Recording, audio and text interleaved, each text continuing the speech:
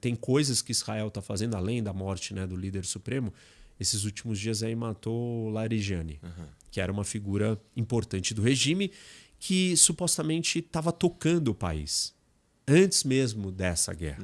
Desde a outra guerra do ano passado, de 12 dias de duração, em junho, o Larijani é tido como alguém que está tocando as coisas. Entendi. E ele não tinha aparecido, desde que começou a guerra, ele não tinha aparecido em público.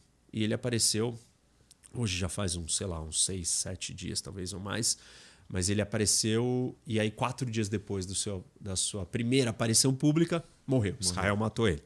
Então Israel está fazendo uma caça meticulosa, homem a homem, de todas as lideranças do regime.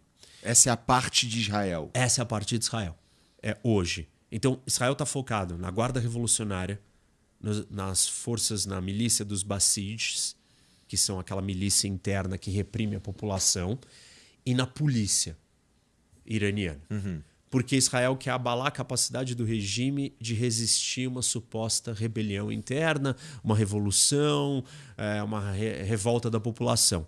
Então Israel está atacando o quartel-general, o centro de comando, as delegacias de polícia, as bases dos Bassides, e aí esses caras não têm onde se reunir, eles vão se reunir em outro lugar. Eles foram para um estádio de futebol alguns dias atrás. Aí Israel foi lá e explodiu o estádio com todos eles dentro.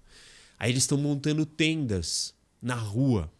Israel está atacando as tendas. E a população iraniana está indicando, tem um checkpoint, tem uma barricada ali.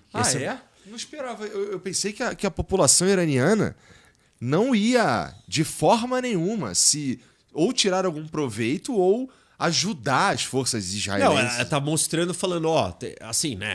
Tipo, não liga para... Eles não pegam o telefone e ligam para o Mossad, não é isso? Mas eles falam com gente que eles acham que, vai chegar, e aí Israel, sei lá, nos últimos dias aí Israel já tinha destruído 12 barricadas.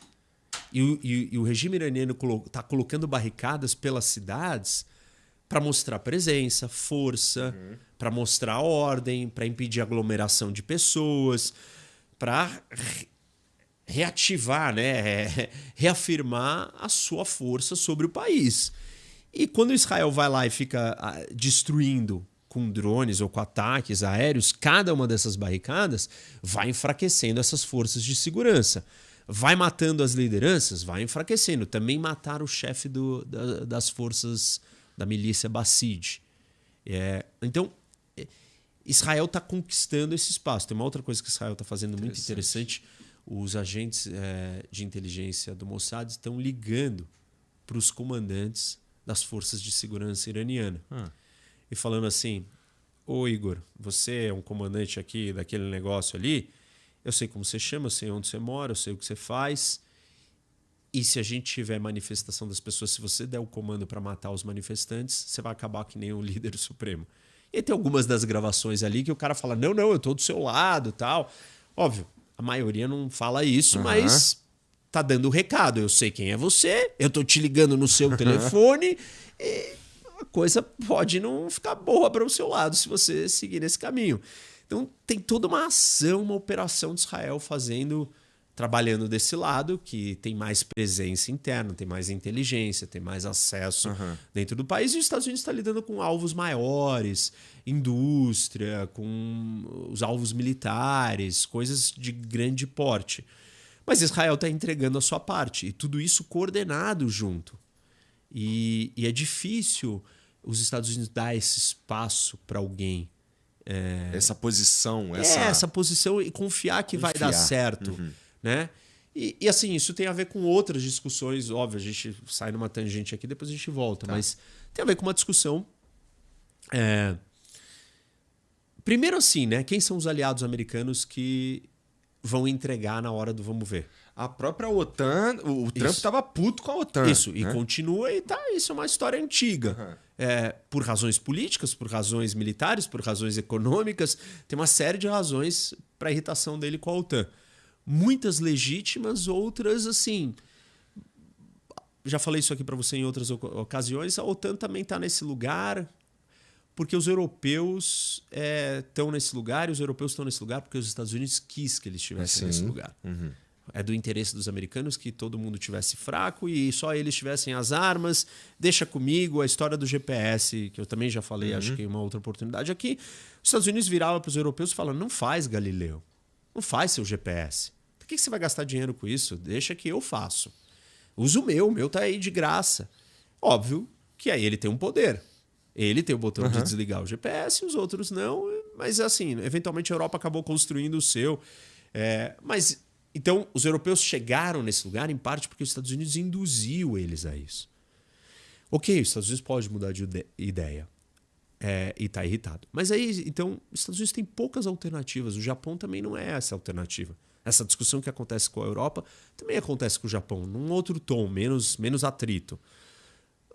Quem é que é o aliado americano que vai ter soldados, armas, tecnologia, capacidade, inteligência, que entrega, que traz resultado? E que, de certa forma, eu não sei se o quanto que isso é importante, Rock, mas Israel tá é um território que seria importante para os Estados Unidos ter um aliado lá. Sem dúvida. Né? Sem dúvida. Tanto que isso é uma coisa interessante.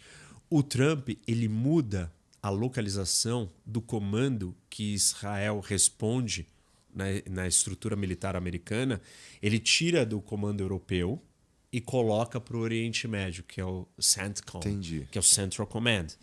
E quando ele faz isso, ele claramente, o que ele está fazendo? Ele fez isso no primeiro mandato. Ele vira e fala assim, Israel é uma força e tem que ser uma força no Oriente Médio.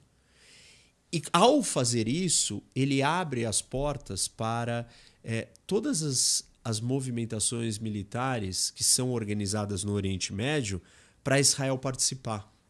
Então, todas as coisas que são coordenadas com os outros aliados americanos do Oriente Médio, que são os países árabes e do Golfo, Israel passa a fazer parte.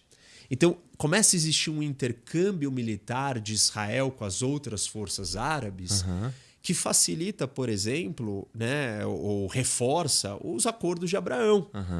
E reforça também essa proximidade de Israel já estar integrado na região. Porque Israel sempre operou na região por conta própria. E os Estados Unidos trazia Israel ou protegia Israel de fora. Mas não necessariamente como um membro da região. E quando ele faz isso, ele coloca Israel nesse lugar. E parte das operações que a gente assistiu em 24 e 25, do confronto de Israel com o Irã, Israel se defendeu porque toda essa estrutura já estava montada. E no governo do Biden, nós temos um grande exercício militar entre Estados Unidos e Israel, que é a primeira vez que você tem um exercício militar com um aliado da região, podia ser outro, Arábia Saudita ou outros países ali, que tivesse operando em todas as frentes. Marinha, Força Aérea, Exército, Espaço, Cibernético, tudo. Isso aconteceu já no Biden. Então, assim, tudo isso colocou Israel... E aí a guerra do ano passado, quando o Trump aceita bombardear a instalação nuclear, é só uma grande cereja que ele coloca, porque Israel já tinha feito o trabalho grosso e tinha feito direito. Então, os Estados Unidos olhou e falou, custo baixo para mim, né? Israel fez essa história toda e tá bom, eu vou entrar e vou tirar os frutos ou os ganhos daí sem correr risco. E nesse momento o Trump acerta, né? Ele fala, me dei bem.